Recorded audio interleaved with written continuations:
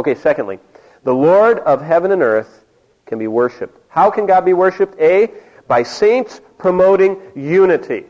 God likes us all being of the same mind, having one accord with a shared love.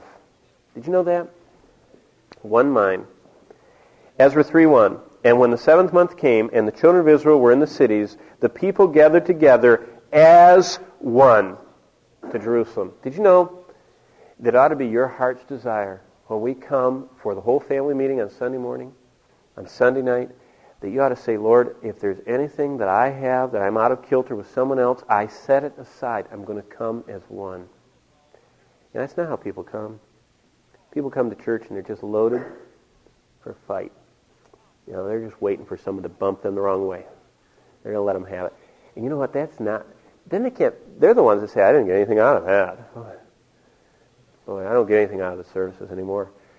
Oh my, they came in not as one. And God says, I want you promoting unity.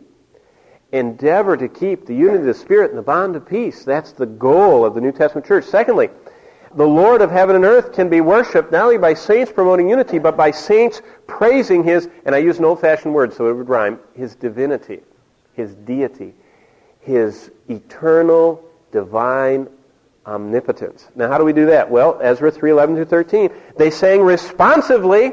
They were really in tune. Praising, they gave thanks to the Lord. I already read this. He is good. His mercy endures forever. All the people shouted.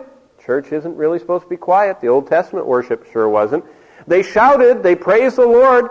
Why? Because the foundation of the Lord's house was laid. And many of the priests and the Levites and the heads of the fathers' houses, old men who had seen the first temple, wept with a loud voice. 70 years before, they had seen Solomon's temple going up in smoke and the Babylonians destroying it, and they remembered that. And now a new one was being built, and they cried.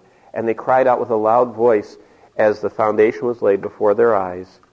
And many shouted aloud for joy. And so the people could not discern the noise of the shout from the noise of the weeping, for the people shouted with a loud shout, and the sound was heard afar off. Whew. Sounds kind of exciting. Happened nowadays. A lot of the old staunch stodgies would leave. They don't believe in noise, you know. But it's all right. God does believe in noise, and it's okay. And it says in verse 16 of chapter 6 that the children of Israel and the priests and Levites and the rest of the descendants celebrated at the house of God with joy. When you come in unity, come in oneness, come praising God for who He is. Letter C, pursuing integrity. And that was, again, they wouldn't take any of the offers of the Samaritans. Letter D, purging their humanity. Remember, we're human, we're fleshly, we're fallen, and we're not perfect yet, and we never will be this side of heaven and of glory. And it says in chapter 6, verse 17, they offered sacrifices at the dedication. And why did they do that? Because according to their number, God said you have to purge and offer sacrifices. And we don't have to offer sacrifices. One has already been made. But we need to continually be purging out the old leaven. All the old sinfulness and not letting it corrupt us.